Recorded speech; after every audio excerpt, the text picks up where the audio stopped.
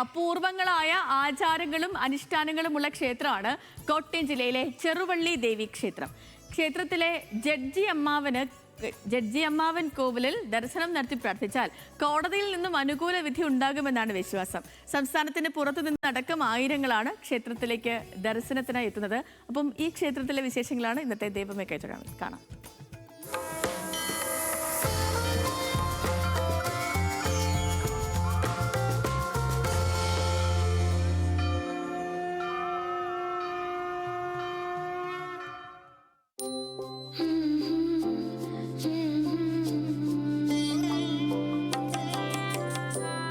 മുൻവശത്തായി മനോഹരമായ വലിയൊരു കുളം. അതിന്റെ അങ്ങേയറ്റത്താണ് ക്ഷേത്രം സ്ഥിതി ചെയ്യുന്നത്. അത്രമേൽ മനോഹരവും ശാന്തവുമാണ് ഈ അന്തരീക്ഷം.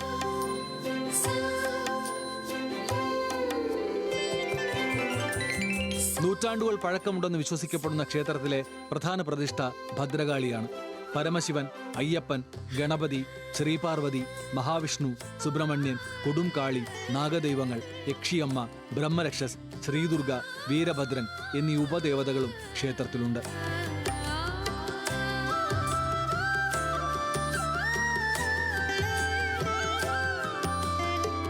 ചെറുവള്ളി ക്ഷേത്രത്തിലെ പ്രധാന സവിശേഷതകളിൽ ഒന്ന് ജഡ്ജി അമ്മാവൻ കോവിലാണ്.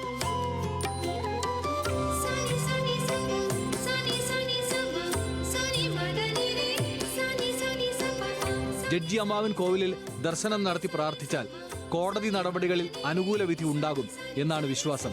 സംസ്ഥാനത്തിനകത്തു നിന്നും പുറത്തുനിന്നും കോടതി നടപടികൾ കാത്തിരിക്കുന്ന ആയിരക്കണക്കിന് ആളുകളാണ് ജഡ്ജി അമ്മാവൻ കോവിലിൽ എത്തുന്നത്. ഒരു നൂറ്റാണ്ടുകൾക്ക് മുമ്പ് ഉണ്ടായിരുന്ന ഒരു രാജ്യസഭയിലെ നീതിമാനായുള്ള ഒരു ജഡ്ജിയുടെ ആത്മാവ് എന്ന് കരുതുന്ന ആളിൻ്റെ പ്രതിഷ്ഠയാണ്.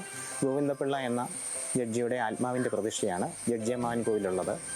അപ്പോൾ ഇവിടെ കേസിൻ്റെയോ ഒക്കെ വിജയത്തിനായിട്ട് ധാരാളം ആൾക്കാർ കേരളത്തിൽ നിന്നും പുറത്തുള്ള ദേശത്തു നിന്നും ഇവിടെ എത്തി ദേവിക്ക് വഴിപാടുകൾ നടത്തി രാത്രിയിൽ മാത്രം തുറക്കുന്ന ഈ ജഡ്ജി അമ്മാവൻ കോവിലിൽ അടനിവേദ്യം നടത്തി അവരുടെ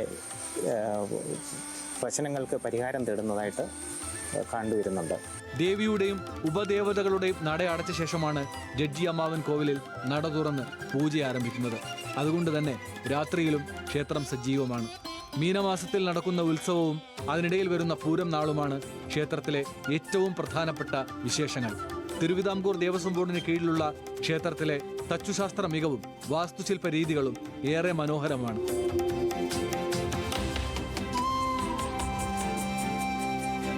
ഗ്രാമഭംഗിയിൽ നിറഞ്ഞു നിൽക്കുന്ന ക്ഷേത്രം മഴക്കാലത്താണ് കൂടുതൽ മനോഹരമാകുന്നത്. ന്യൂസ് മലയാളം, കോട്ടയം.